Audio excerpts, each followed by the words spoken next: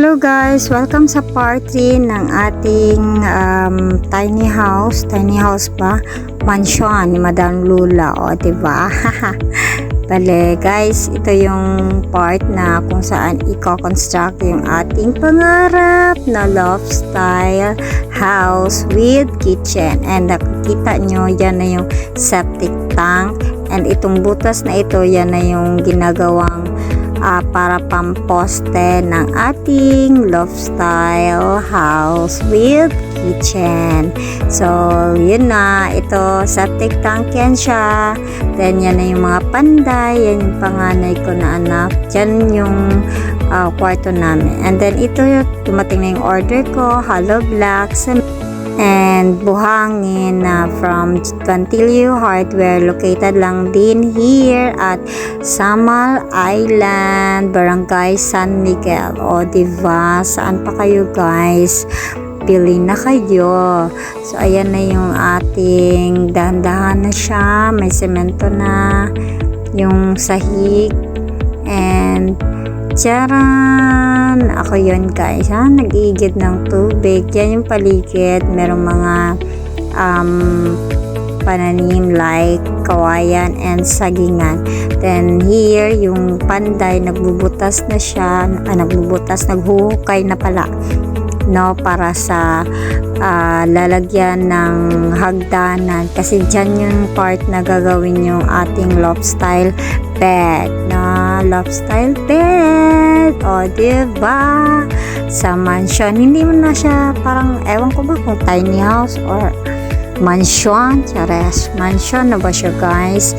O, yan na yung taas. So, made in mga tubular yan siya guys. Bakal, C4 and yung sa baba naman, ang ginamit is hollow blocks. Then sa taas naman, ang ginamit dyan na wall is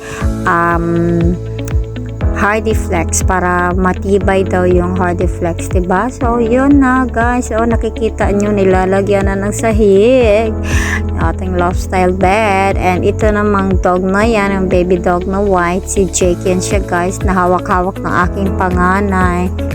So ngayon guys, malaki na yan siya and very sweet yan na aso.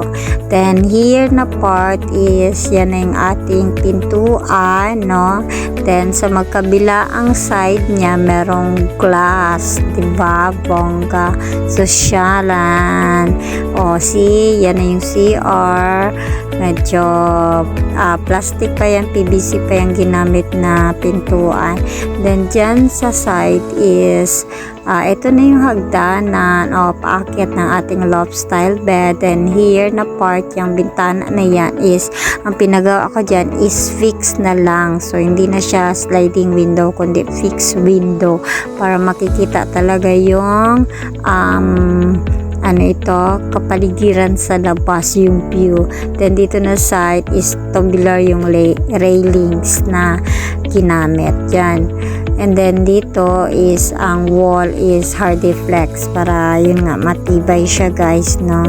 So unti-unti na talagang nabubuo yung ating pangarap na loft style house with kitchen. So kaya guys, huwag nyo nang kalimutan na mag-subscribe, i-like nyo and i-share yung aking vlog para marami pa kayong mapanood na ganitong vlog and magkaroon tayo ng budget, no, para sa ating pinapagawang rest house. O diba?